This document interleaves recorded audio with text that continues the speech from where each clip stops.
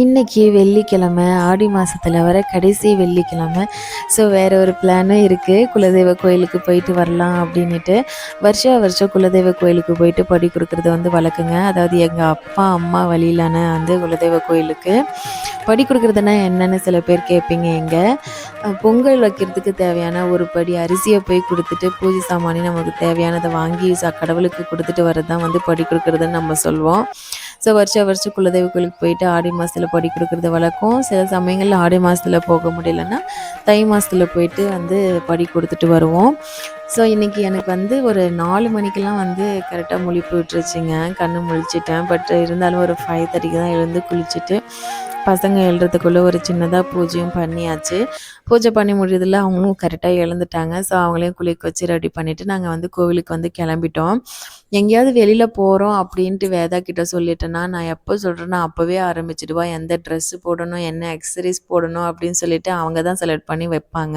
அவங்க சொல்கிற ட்ரெஸ் தான் போடணும். அப்போ தான் அவங்களுக்கு வந்து ஒரு திருப்தி. ஸோ அவளுக்கு பிடிச்ச ட்ரெஸ் வந்து 2 பேருக்கும் ஒரே மாதிரி போட்டாச்சுங்க. இங்கே வந்து பார்த்திங்கன்னா சென்னம்மா கோயிலுக்கு ஆல்ரெடி வந்த வீடியோ உங்களுக்கு வந்து அப்லோட் பண்ணியிருப்பேன்னு நினைக்கிறேன். இங்கே ஆடி மாதம் ஃபுல்லாகவே வந்து சிறப்பு தான். ஆடி 18, ஆடி அமாவாசை இந்த மாதிரி நாள்லாம் வந்து ரொம்பவே க்ரௌடாக இருக்கும். நிறைய கடைகள் வந்திருக்கும், நிறைய ரைட்ஸும் வந்திருக்கும் விளையாடுறதுக்கு. ஸோ பசங்களை வச்சுட்டு அந்த மாதிரி டைம்லலாம் வர்றது கொஞ்சம் சிரமம் தான். அதனால் நம்ம மந்த் எண்டில் வந்துடலான்னு சொல்லிட்டு இப்போ வந்தாச்சு. இன்றைக்கி வந்து க்ரௌட் வந்து இல்லை, ரொம்பவே கூட்டம் வந்து கம்மியாக தான் இருந்துச்சு. எல்லோரும் வந்துட்டு பூஜை பண்ணிவிட்டு போயிட்டே இருக்கிற மாதிரி தான் இருந்தாங்க. க்ரௌடு இல்லை மேலே சென்னம்மா கோவிலில். ஆனால் கீழே வந்து பாறைக்கிட்ட வந்து பார்த்திங்கன்னா, எங்கள் ஆறுக்கு நடுவில் ஒரு பாறை இருக்குது. அங்கே தான் சென்னம்மா கோயில் உருவானதாக வந்து சொல்கிறாங்க, சென்னம்மா சாமி உருவானதாக சொல்கிறாங்க.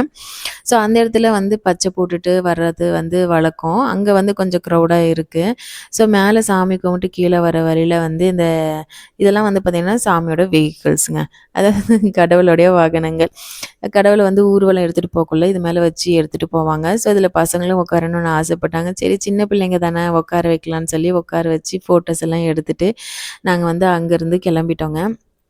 ஆனால் இங்கே வந்து சாமிக்கு வந்து அவ்வளோ சூப்பர்பாக அலங்காரம் பண்ணியிருந்தாங்க. நாங்கள் போனது வந்து பார்த்திங்கன்னா ஆடிப்பூரம்ங்க. ஆடிப்பூரம்னா வந்து அம்மனுடைய வளைகாப்பு நாளுன்னு சொல்கிறாங்க. ஸோ அதனால் பேங்கிள்ஸ்லேயே வந்து நல்லா பண்ணியிருந்தாங்க.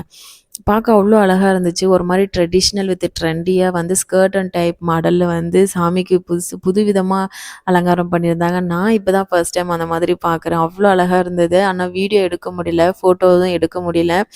ஃபோன் வந்து அலோடு இல்லைன்னு சொல்லிட்டாங்க. ஸோ அதனால் எதுவுமே எடுக்க முடியல. பாருங்கள் நிறைய ரைட்ஸ் வந்துருக்கு. பட் எல்லாமே வந்து கலட்டிகிட்ருக்காங்க, ரிமூவ் பண்ணி வச்சிட்ருக்காங்க. ஸோ அதை வச்சுட்டு கீழே வந்து பச்சை போடுற இடத்துக்கு போகலான்னு பார்த்தா அங்கே தான் ரொம்பவே கூட்டம் அதிகம். கொஞ்சம் மூவ் ஆன் பண்ணுறதுக்கே சிரமமாக தான் இருந்தது. நிறைய வண்டிலாம் சைட்லவே போட்டுட்டு இருந்தனால. பட் இருந்தாலும் அங்கேயும் போயிட்டு பூஜைலாம் பண்ணி முடிச்சுட்டு மேலே பெருமாள் கோயிலுக்கு போயிட்டு அவங்களையும் வந்து வழிபட்டுட்டு கீழே ரிட்டன் வர வழியில் பசங்களுக்கு வந்து பொம்மை ஏதாச்சும் வாங்கலாம்னு சொல்லி கேட்டிருந்தாங்க. அவங்களுக்கும் வாங்கி கொடுத்தாச்சுங்க. வாங்கி கொடுத்துட்டு வர வழியில் கொஞ்சம் எங்கேனாவது உட்காந்துட்டு வரலாம் அப்படின்னு சொல்லி பிளான் பண்ணி வந்த இடம் தான் இது. இதுவும் ஒரு கோவில் தான் போல். பின்னாடி இருக்கிறது கோவில் தான். ஆனால் ரொம்பவே நல்லா இருந்துச்சு. உட்கார்றதுக்கு வந்து நல்ல சௌகரியமாக இருந்ததுனால இங்கே உட்காந்து கொஞ்சம் நேரம் சாப்பிட்டு கொஞ்ச நேரம் பேசிட்டு நாங்கள் வந்து கிளம்பி வந்தோம். நான் வந்து ஆல்ரெடி கொஞ்சம் ப்ரிப்பேராக தான் வந்து போயிருந்தேன். சாப்பாடெல்லாம் எடுத்துகிட்டு போயிருந்தேன். பசங்க நாமெல்லாம் சாப்பிட்டுட்டு வரலான்னு சொல்லிட்டு. ஏன்னா எப்பயும் அதிகமாக வெளியில் போகிறதில்ல, அப்படியே போனாலும் கொஞ்சம் நேரம் டைம் ஸ்பெண்ட் பண்ணிவிட்டு உட்காந்துட்டு வந்தால் நமக்கும் கொஞ்சம் ரிலாக்ஸ்டாக இருக்கும்ல அப்படின்னு சொல்லி போயிட்டோம். இந்த டைம் வந்து பசங்களுக்கு வந்து கொஞ்சம் யூஸ்ஃபுல்லான இருக்கிற மாதிரியானதாங்க பொம்மை வாங்கி கொடுத்தது. ஏன்னா இதுக்கு முன்னாடி ஏதாச்சும் பொம்மை வாங்குவாங்க, அது இருக்கிற இடமே தெரியாத மாதிரி இருக்கும். இல்லாட்டி ஒரே நாளில் வந்து உடச்சி போட்டுருவாங்க. ஆனால் இந்த டைம் வந்து பார்த்திங்கன்னா இவங்க பெயிண்ட் அடிக்கிற மாதிரியான பொம்மை தான் கேட்டாங்க. ஒரு குட்டி போர்டு மாதிரி இருக்குது, ஒரு ஸ்டாண்ட் போர்டு மாதிரி. அதில் பெயிண்ட் பண்ணுற மாதிரி இருக்குது.